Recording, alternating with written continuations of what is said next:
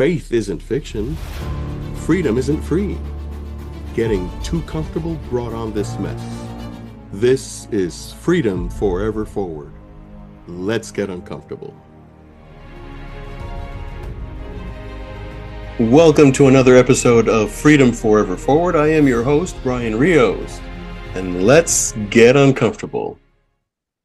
There is a question, a very important question we don't ask enough about in this country. And maybe it's because the way it sounds, maybe it's too controversial, maybe it's too, I don't know, it rocks everybody's boat.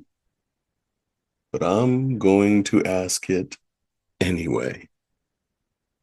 Can a nation built on a specific set of values absorb every and any culture without eventually losing those values? Because the United States of America is not just a place. It's an idea rooted in principles like individual liberty, freedom of conscience, equality under the law, and a separation of religious authority from government power. Those principles didn't appear out of nowhere. They were shaped deeply by what we, starting with the founding fathers back in the 1770s, often call a Judeo-Christian moral framework. Not a theocracy, not forced belief, but a moral foundation that informed how we think about human dignity, rights, and responsibilities. Now, here's where the conversation gets uncomfortable. Fast forward to the first quarter of the 21st century, nowadays, and there's a line we're afraid to draw in this country. And because we're afraid to draw it, we're starting to blur it. Here's the line. In the United States of America, there's one law that governs everyone. Not two, not three. Not one for this group, not one for that group. One. Because the moment we start bending that idea and that principle in the name of tolerance, diversity, and political convenience, we become more divided. To be clear, religious freedom is a cornerstone of this country. People of every faith, Christian, Jewish, Muslim, people of no faith at all, atheists, have the absolute right to believe, worship, and live according to their conscience. That's not negotiable. Now, here is what is non-negotiable too. No belief system, religious or secular, gets to override the United States Constitution. Not in practice, not in policy, not in public life. So here's where I stand. This isn't so much a matter of fear-based narratives about entire groups of people. This is about rejecting the idea that every cultural practice is equally compatible with American constitutional, moral, and cultural values. We can defend religious freedom all day long, and we can still insist in constitutional unity.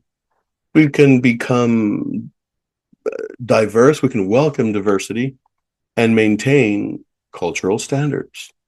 We can respect individuals without abandoning moral principles. Because at the end of the day, this isn't about one religion.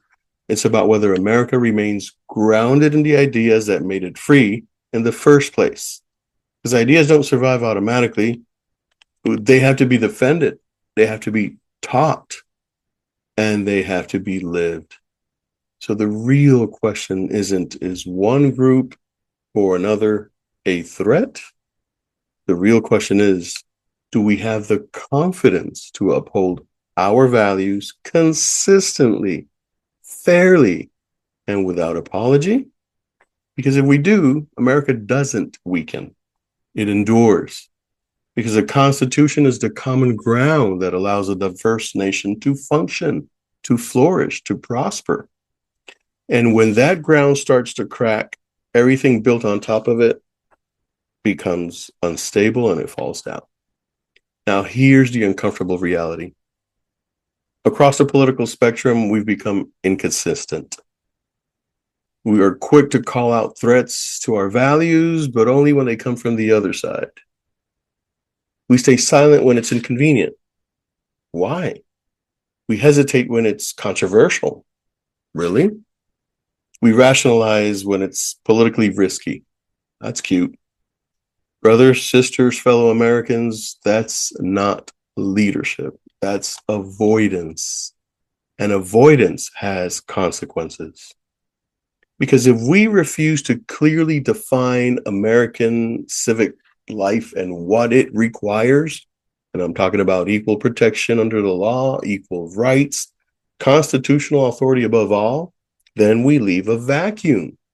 And trust me, vacuums do not stay empty for long. They get filled with competing ideologies, competing legal expectations, and competing visions of what this country should be. Sounds familiar? That's how fragmentation begins. This isn't about targeting one group. It's about asking a simple, necessary question. Are we still committed to a single shared standard for everyone? Because if the answer is no, then we're no longer talking about unity. We're talking about parallel societies. Our national motto, then we can find it in any one of our pieces of currency. We actually have two. One is "In God We Trust," and the other one is "Et pluribus unum." That's Latin for "out of many, one." Now, let me say this clearly. Respect for people is not the same as agreement with every idea. Tolerance does not require surrender. And diversity does not mean abandoning the principles that made diversity possible in the first place. A free society only works when there is a clear framework, one law, one standard, one constitutional foundation, applied equally across the board, without fear, without favoritism, and by golly, without apology. So the real question isn't whether America can remain diverse. The real question is this: can America remain unified under one system of law? Or are we slowly negotiating that away? Because once that goes, everything else follows. That's my time. Hit that subscribe button, like and share, and be sure to comment below. I'd love to hear your ideas, your thoughts, and come back to Triple F for more uncomfortable conversations. I'm your host, Brian Rios, and this is Freedom Forever Forward. Let's move faith, freedom, and this nation forward. Now, if this challenges you, share it. If it changed you, subscribe.